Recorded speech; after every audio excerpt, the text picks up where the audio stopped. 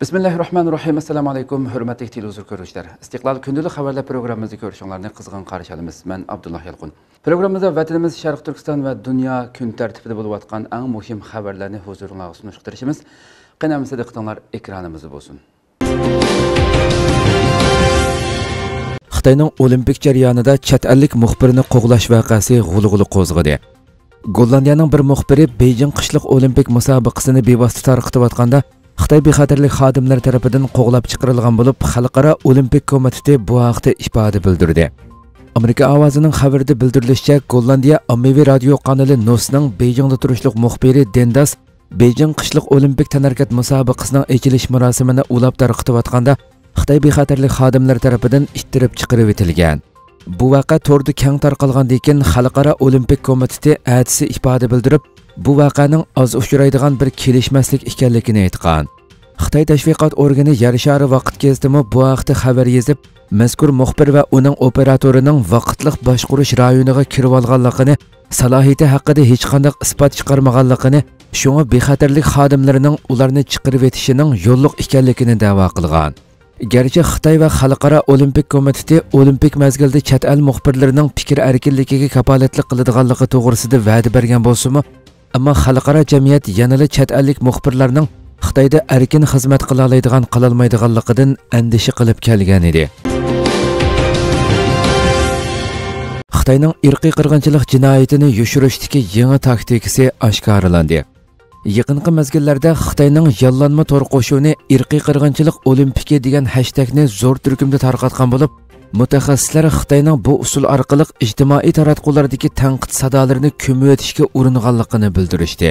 Valkochisi gazetining 8 fevraldagi xabarida bildirilishicha, Xitoyning yollanma to'r qo'shuni bultur 10-oyning oxirlaridan tortib irqiy qirg'inchilik olimpiki degan hashtag qo'shilgan Twitter uchurlarini ko'plab tarqatgan.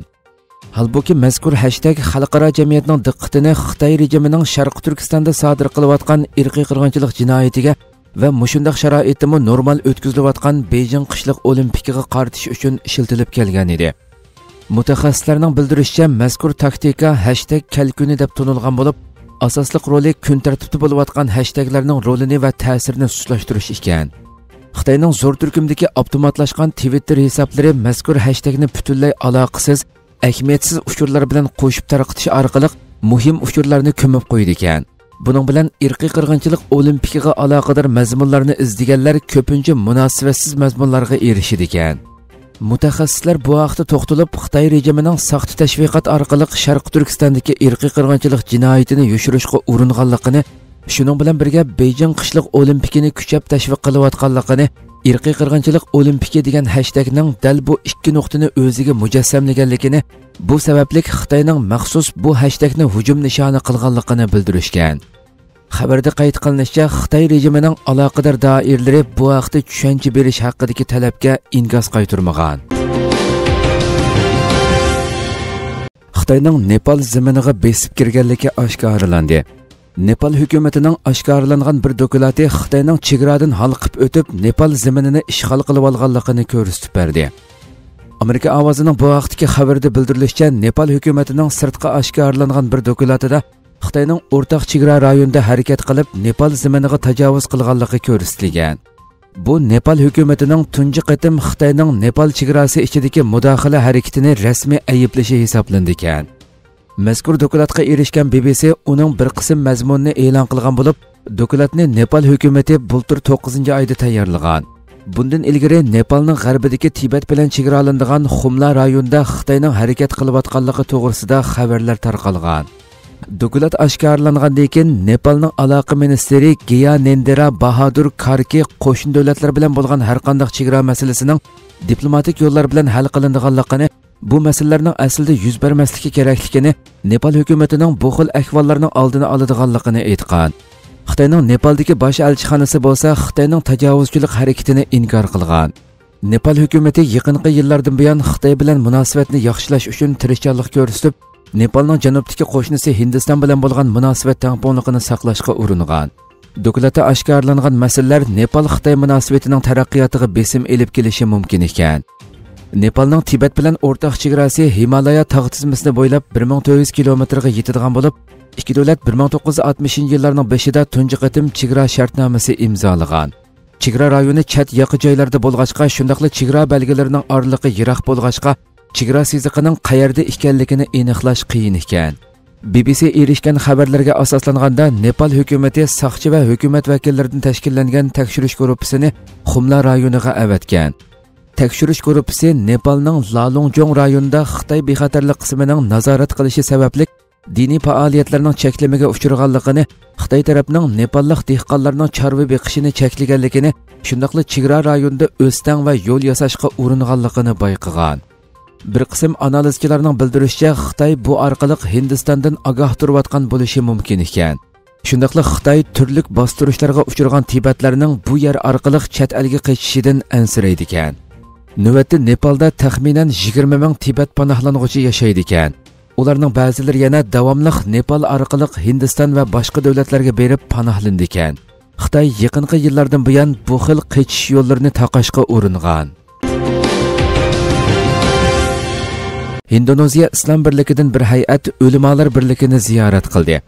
Indoneziya Islom birligi tashkilotining muavin raisi Tayyar Anvar Baxtiyorning yetakchiligidagi bir hay'at bugun Sharq Turkiston o'limalar birligini ziyorat qildi. Mehmonlarni Sharq Turkiston o'limalar birligi rais vakili Mahmudjon Damollam, Xalqaro Sharq Turkiston tashkilotlar birligi raisi Hidoyatullo O'g'izxon, Sharq Turkiston axborot va media jamiyati raisi Abdulvaris Abdulxoliq, Sharq Turkiston Ma'arif va hamkorlik jamiyati bosh kotibi Abdulahad Abdurahmon, Sharq Turkiston yangi nasil harakati raisi Abdusalom Taklimakan qatorliq jamiyat mas'ullari kutib oldi. Ziyorat davomida mehmonlarga Sharq Turkistonning navbatdagi umumiy vaziyati, Xitoyning Sharq Turkistondagi irqiy qirg'inchilik jinoyati, xususan islom dini va musulmonlarga qarshi ijro qilayotgan terror siyosati tunishtirildi. Shuning bilan birga Sharq Turkiston davosini Indoneziyada texmo kuchli kun tartibga keltirish, bu nuqtadan hamkorlik o'rnatish qatorliq masalalar muzokara qilindi. Ziyorat oxirida mehmonlarga Sharq Turkiston bayrog'i tushirilgan xotira buyumi hadya qilindi. Indoneziya hay'ati orqadan yana Sharq Turkiston axborot va media jamiyati Istiqlol televiziyasini ziyorat qilgan bo'lib, mehmonlarga Istiqlol televiziyasining ko'p xil tillarda davom qilayotgan axborot tashviqot xizmatlari tunishtirildi.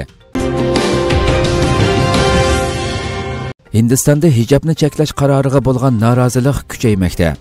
Yaqinqi bir necha kun mobaynida Hindistonning janubiga joylashgan Karnataka o'lkasidagi bir qism maktablarning musulmon o'quvchilarining hijoblanib darsga qatnashishini cheklash qaroriga qarshi norozilik kuchaymoqda. Al Jazeera to'rining bu vaqtdagi xabarida bildirilishicha, Hindistondagi bir qism maktablar musulmon o'quvchilarining hijoblanib darsga qatnashishini cheklash qarori chiqargan bo'lib, mazkur qarorni qo'llaydigan va uningga qarshi turadigan namoyishlar Hindistonning bir necha shahri va maktablarigacha kengaygan. Xabarda qayd qilinishicha, Chikagalur shahrida bir maktabning o'quvchilari bo'yniga qizil sharpa chigib, maktabning qarorini qo'llab yurish qilgan. Ammo qisman o'g'il o'quvchilar ko'k rangli sharpa taqib, qiz o'quvchilarning hijoblanish erkinligini qo'llaydiganligini bildirgan. Ijtimoiy taratqularda yana Chikagalur shahrida maktabning qarorini qo'llovchilar bilan qarshtiruvchilar o'rtasida surkilish yuz berganligi to'g'risidagi sinlar tarqalgan bo'lib, maktab rahbarlari to'qinishni pasaytirishga tirishgan. Bir qism sillarda yana musulmonlar o'z dinining talabi bo'yicha erkin yashamoqchi bo'lsa, Pokistonga berishi kerak degan so'zlar tarqalib, keng talash tortishga sabab bo'lgan.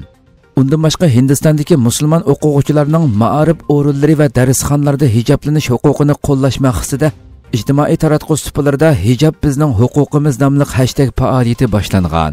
Hindistonning bir qism shaharlarida bir turkum faoliyatchilar namoyish va yig'ilishlarni uyushtirib, qizlarning hijoblanishini qo'llaydigan plakatlarni ko'tarib, Hindiston asosiy qonunida belgilangan musulmon ayollarning huquqini qo'llaydigan shiorlarni tovlagan. Bir qism faoliyatchilar ijtimoiy taratqularda navbatda yuz berayotgan ishlar xuddi o't ofatiga o'xshash kengayotidi. Hukumat bugun hijobni cheklaydi, ati sallini haqoratlaydi degandek uchurlarni tarqatgan. Shundaqla Hindiston hukumatiga maktub yo'llab, bu masalani hal qilishga chaqirgan. Yaqindan buyon Hindistonda musulmonlarga o'chmanlik qilish kayfiyati kuchaygan bo'lib, bir necha kun burun bir turkum radikal hindi dini muridlari Xitoyning Uyg'urlarga yurgizgan irqiy qirg'inchilik siyosatini Hindiston musulmonlariga tatbiqlashning zarurligi haqida jar solgan edi. Angliya bilan Xitoy o'rtasida ziddiyat chunqurlashishga boshladi. Xi Jinping Angliyaning Falkland orollarining kontrolligini Argentinaga qaytarib berishi kerakligini aytgandan keyin Angliyaning noroziligini qo'zg'adi. Xi Jinping Argentina bosh ministri Alberto Fernandez bilan Beijingda ko'rishgan bo'lib, u Falkland orollarining egilik huquqi masalasida Argentinani qo'llab, Angliyadan orollarning kontrolligini Argentinaga qaytarib berishni talab qilgan. Argentina bosh ministri Alberto Fernandez mo Xitoyning Tayvanga bo'lgan egilik huquqini e'tirof qiladiganligini jakarlagan. Angliya tashqi ishlar vaziri Liz Truss Twitterda Xi Jinpingning bayonotiga darhol javob qaytarib, Falklandning egilik huquqiga munosabatli turli munozirlarni butunlay rad qilamiz. Falkland Angliya oilasining bir parchasi va ularning o'z taqdirini o'zi belgilash huquqiga hurmat qilamiz. Xitoy Falklandning egilik huquqiga hurmat qilishi kerak degan. Argentina Malvinas deb ataydigan Falkland orollari 1982-yili Angliya tarafidan besib olingandan keyin ikki davlat urushga kirgan va urush Angliyaning g'alabasi bilan oxirlashgan edi. Falkland orollarining egilik huquqi masalasi Angliya bilan Argentina o'rtasidagi ziddiyatlarning davomlashishiga sabab bo'lmoqda. Ukraina Rossiya bilan o'xshash vaqtda harbiy manevr o'tkazmoqchi. Ukraina davlat mudofaa ministri Oleksiy Reznikov Rossiya bilan Belorussiya birlashma harbiy manevr o'tkazadigan kunlarda Ukraina armiyasining manevr o'tkazadiganligini uqtirdi. Türkiye Ovozi Radiosu'nun xabarida bildirilishicha, Reznikov Ukrainaning televiziya kanaliga bayonot berib, Rossiya bilan Belorussiyaning 10 fevraldan 20 fevralgacha birlashma harbiy manevr o'tkazadiganligini, Ukrainaning harbiy manevrga tayyorlik qilayotganligini tilga olgan. Va bizmo mazkur manevr bilan parallel bir manevr o'tkazamiz. Manevrda bayroqlar uchquchisiz havo apparatlari tankiga qarshi turish sistemasining iqtidori sinab qilindi degan. Ma'lum bo'lishicha, Rossiya bilan Belorussiyaning ittifoqdoshlik irodasi 2022 nomli birlashma harbiy manevri 10 fevral boshlandi ekan. Amerika prezidenti Joe Biden eng yangi bayonotida Amerikaning Germaniya va boshqa ittifoqdoshlar bilan birlikda Ukraina Rossiya kriziga diplomatik hal qilish chorasi tepish ustida izlanayotganliklarini eskartib, Rossiya Ukrainani ishg'ol qilishni qaror qilsa, biz birlashib inkas qaytarishga tayyormiz. Shundaqla butkul NATO tayyor degan. U Rossiyaning Ukrainani ishg'ol qilishining eng cho'ng xatolik bo'ladiganligini va Putinning ig'ir badal to'laydiganligini ta'kidlab, Putinga hozirgacha ko'rilgan eng ig'ir iqtisodiy embargolarni ijro qiladiganligini ochiq aytganligini bildirgan. Iran yangi boshqariladigan bombasini e'lon qildi. Iran musofasi 1450 kilometrlik yangi boshqariladigan bombasini e'lon qildi. Reuters agentligining xabarida bildirilishicha, Iran chorshanba kuni musofasi 1450 kilometr keladigan yangi boshqariladigan bombasini e'lon qilgan. Xabarda qayd qilinishicha, Iranning yuqori darajali harbiy qo'mondoni Iran inqilobiy qo'g'dinish atritining boshqariladigan bomba bazasini ziyorat qilgan bo'lib, ziyoratdan keyin mazkur boshqariladigan bomba haqida bayonot e'lon qilgan.